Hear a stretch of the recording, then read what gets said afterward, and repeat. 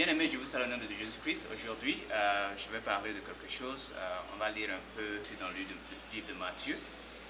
Je vais parler de nos priorités divines. Nous avons oublié beaucoup de choses. Aujourd'hui, il y a beaucoup de bruit qui se passe dans le monde entier. On parle de Covid et puis aussi dans des pays comme notre pays au Nigeria, par exemple, il y a des protestations, il y a des démonstrations, il y a eu aussi les soldats, les militaires qui sont venus puis épargner le sang des jeunes innocents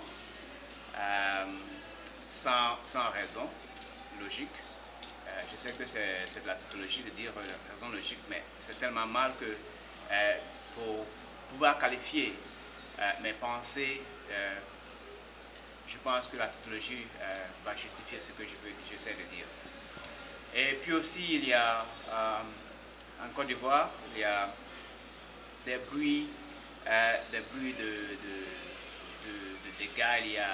On ne sait pas ce que les élections vont nous donner. Il y a trop de choses qui se passent dans le monde. Mais en regardant de peu près ce qui se passe, je pense que quelque part il y a un défaut. Et le défaut n'est pas tout juste les politiciens.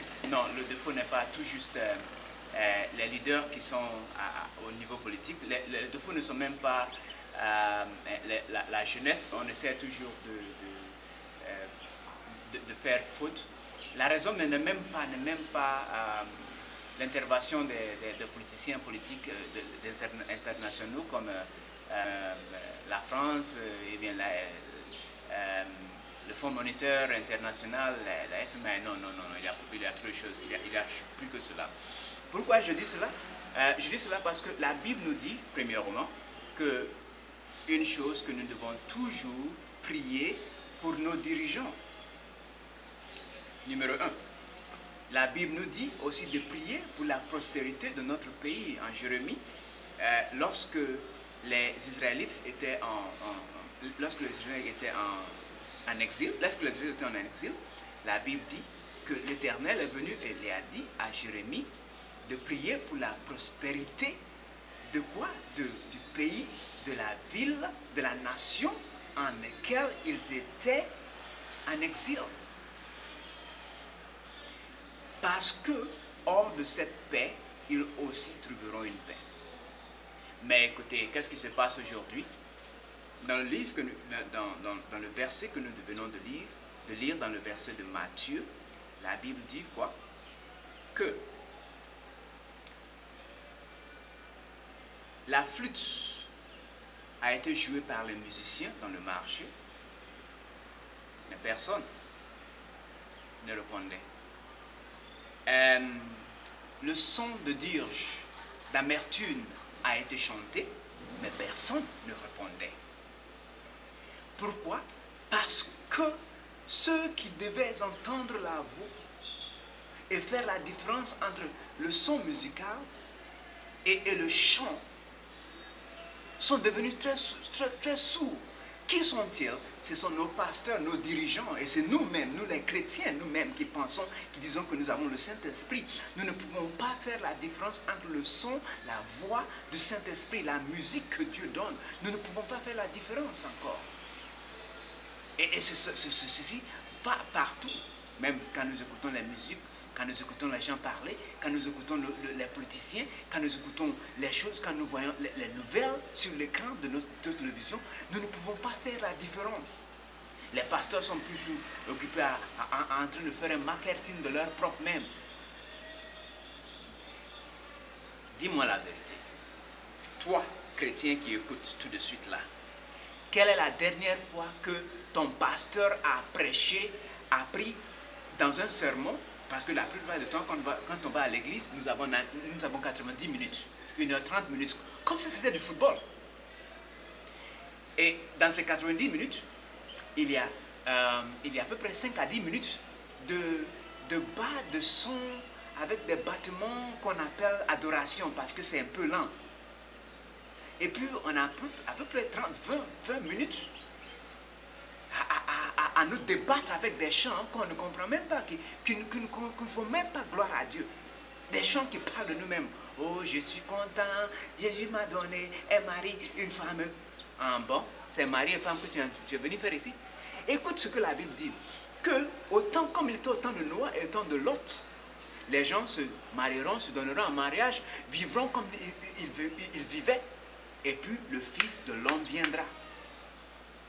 Donc après, nous avons déjà 30 minutes qu'on appelle louange et adoration. Ok?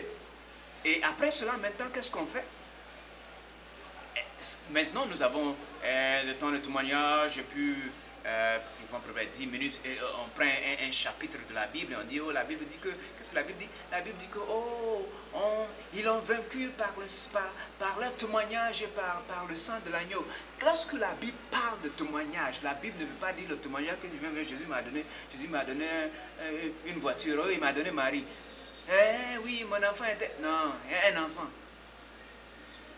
Nous avons réduit la vérité de l'évangile qui a coûté le Fils, le sang du Fils de l'homme de Dieu. Ce sang qui était tellement dur que dans le jardin d'Gethsémani, lorsqu'il priait, parce que à peine de penser à la souffrance qu'il allait passer, son sang, la sueur qui venait de son corps a changé et c'était devenu du sang. Et nous faisons du marketing avec cela, de point qu'on n'entend même plus sa voix. Avec cela, tu vas me dire, parce que je suis pasteur, que j'entends la voix de Dieu. Quelle voix de Dieu? Quelle voix de Dieu? Non, tu es un charlatan. Et puis, après tu viens, offrande. Et après une offrande qui a été donnée, la dîme. Et puis tu pries pour ceux qui... Non, ceux qui donnent l'offrande, tu fais une prière générale. Ceux qui donnent la dîme, tu fais une grande prière parce que tu sais que tu as 10% du salaire des gens. Excusez-moi, hein, excusez-moi. Pasteur, membre évangélique, quel que soit tu es, la dîme ne doit pas aller chez le pasteur, et spécialement si ce pasteur a une œuvre de main. La Bible nous dit dans le livre de Genèse que nous devons avoir quelque chose à faire. Et c'est parce que... Vous m'excusez, hein? Écoutez, pasteur, et vous-même aussi de l'église, vous m'énervez des fois. Hein? Lisez votre Bible. Soyez comme les croyants de Beria. La Bible dit, lorsqu'on lit dans le Torah, dans l'Ancien Testament, dans le livre d'Exode, dans le livre de Lévitique, dans le livre de Deutéronome et dans le livre de Nombre, qu'est-ce que la Bible dit? La Bible dit quoi? La Bible dit qu'il y a 3 genres de dîmes. Regardons très bien. Il y a la première dîme, qui est la dîme lévitique. Un lévite est une personne qui assistait le prêtre. Et si nous voulons utiliser le mot moderne, cela veut dire qu'un lévite n'est pas le pasteur, il est l'évangéliste, il est celui qui assiste le pasteur, il est celui qui n'a rien à faire, qui a appris à donner sa vie au service de Dieu pour le servir. Mais le pasteur vient, il prend la dîme. Il a une voiture, 4 voitures, des affaires, une maison, des choses que tu n'as même pas. 2. Si vous pensez que je mens, allez-y et lisez vous-même. Il y a aussi la deuxième dîme, qui est la dîme des pauvres. Cette dîme doit être donnée chaque 3 ans. C'est-à-dire que la première dîme, à chaque fois, la personne qui doit donner la dîme doit aller là, dans l'endroit que l'Éternel, notre Dieu, Yahweh Elohim lui-même a désigné et donné sa dîme là-bas. Et puis maintenant, la deuxième année, la personne fait même chose. 3e année, la personne reste chez lui dans son village ou dans son environ, et puis appelle les pauvres et donne aux Lévites. C'est maintenant aux Lévites d'aller et donner leur 10% aux prêtres. Et lorsque nous lisons, vous chrétiens même, hein? La troisième dîme est la dîme personnelle. C'est la dîme où nous prenons, nous allons à l'endroit, c'est la deuxième année que le Seigneur, l'Éternel, notre Dieu, a désigné, et on paye des choses, on boit, on mange, on célèbre.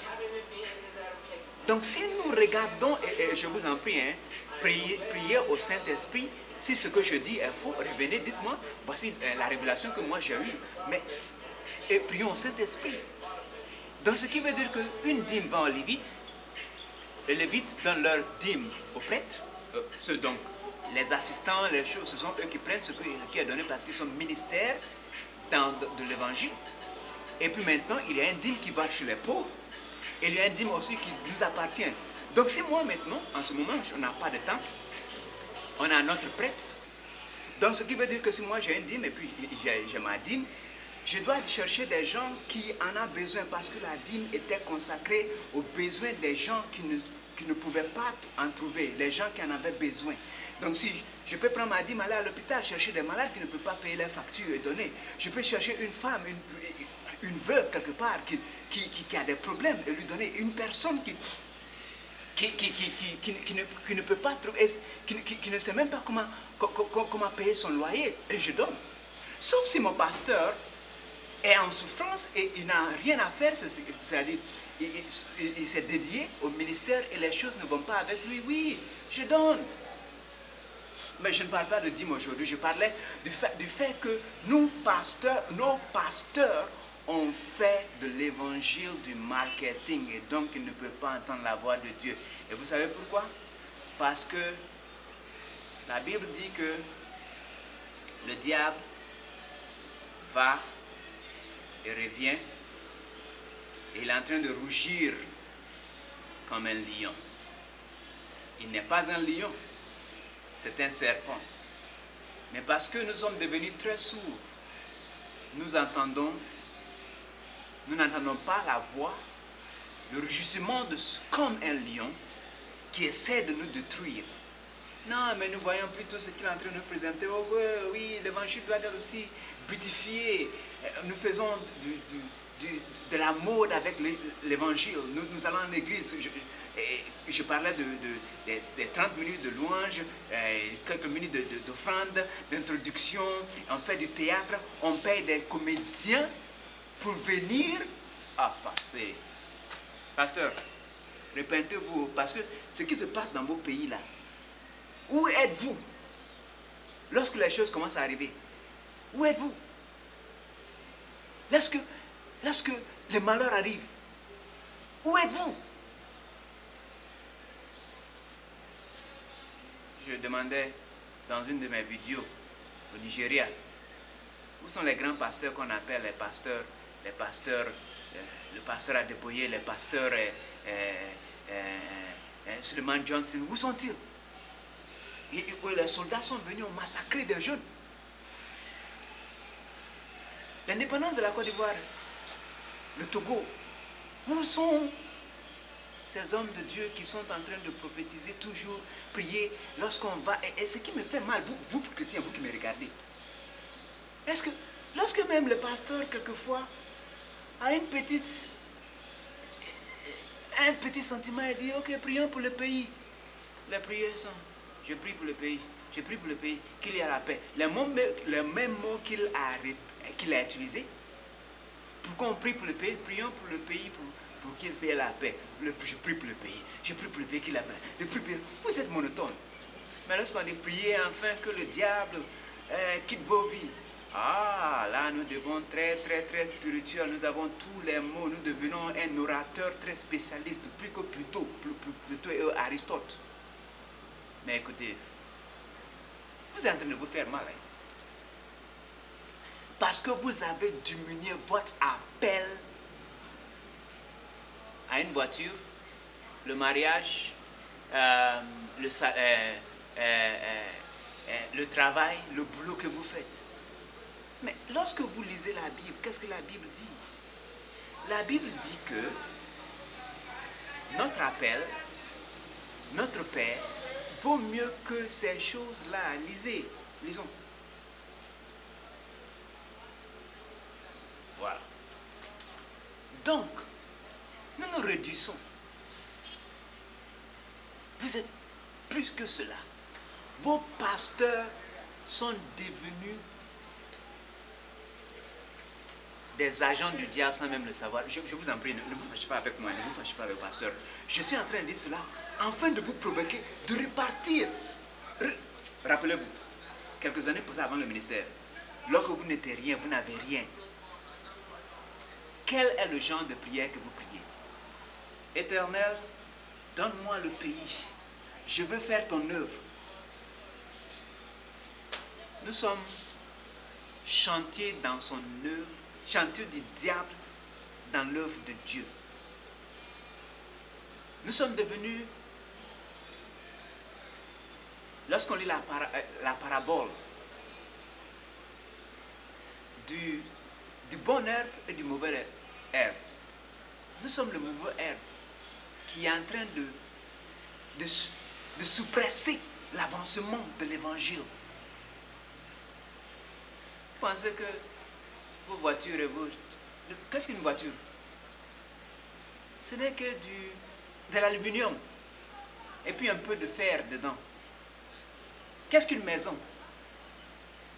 Un jour viendra où même pas une pierre restera. Je vous en prie, homme de Dieu, femme de Dieu,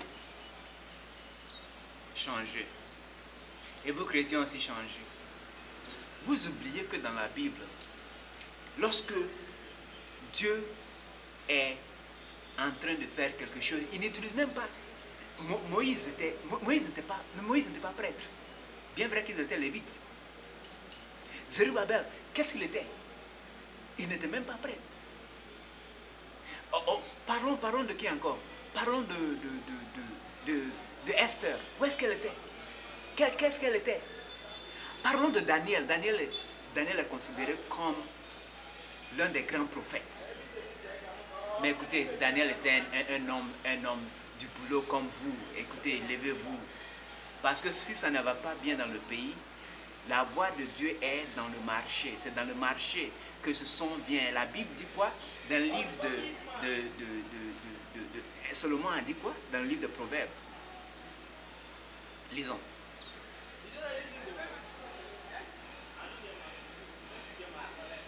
Donc vous voyez.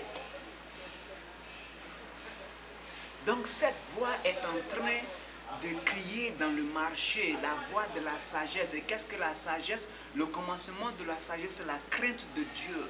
La crainte de Dieu crie dans le marché. Elle est en train d'appeler. Mais qu'est-ce qui se passe? Dans ce même marché, au lieu d'écouter la crainte de Dieu, la voix de la sagesse, on écrit quoi? On écoute la voix de l'impudicité. On va chez les toutous. Excusez-moi. Mais c'est ce que nous sommes devenus. Prions. Éternel notre Dieu, nous te rendons grâce. Je prie vraiment que tu comptes sur nous pour changer le pays dont nous sommes. Tu pries sur nous pour pouvoir, afin que ta volonté soit faite sur la terre comme dans le ciel. Tu pries sur nous afin que nous soyons un changement. Nous te demandons pardon, et spécialement nous qui sommes en dirigeance, nous les pasteurs qui ne prions pas, nous les pasteurs qui sommes tout têtus et comme une âne, l'âne de Balaam et de Balak, nous te demandons pardon. Nous te demandons pardon parce que nous avons centré le message de ton salut sur nous, sur nous-mêmes. Aie pitié de nous au nom de Jésus-Christ. Au nom de ton Saint, le nom de ton Fils, Yahshua, le Messie. Amen. Non. Et puis encore. Vous voyez, la Bible dit Parce que nous sommes très sourds, nous ne pouvons pas aussi entendre la voix de Dieu. La Bible dit quoi? La Bible dit que lorsque les anges chantaient, les êtres célestes chantaient, les 24 êtres, les sages, ont tout enlevé leur chapeau et sont abaissés. Et ils ont laissé leur siège et ont commencé à louer Dieu. Ils ont commencé à entendre la voix de louange qui résonnait du trône royal. Et on oubliait qui ils étaient. Non, mais nous faisons toujours du gospel qui est à partir de nous. Dieu t'avertit. Je vous aime. Même si vous êtes fâché avec moi, je demande que vous faites une chose. Réécoutez encore. Lisez le livre. Lisez le livre d'Apocalypse. 1, 2, 3. Les avertissements qui s'y sont donnés vous appartiennent aussi, afin de pouvoir être un changement pour ce monde. Dieu compte sur nous, Dieu compte sur vous, non seulement le pasteur, non seulement l'évangéliste, non seulement le diacre. Non, mais vous aussi qui allez au bureau chaque jour et que vous allez au marché. Dieu compte sur nous tous. Parce que vous êtes le temple du Saint-Esprit. Que Dieu nous aide.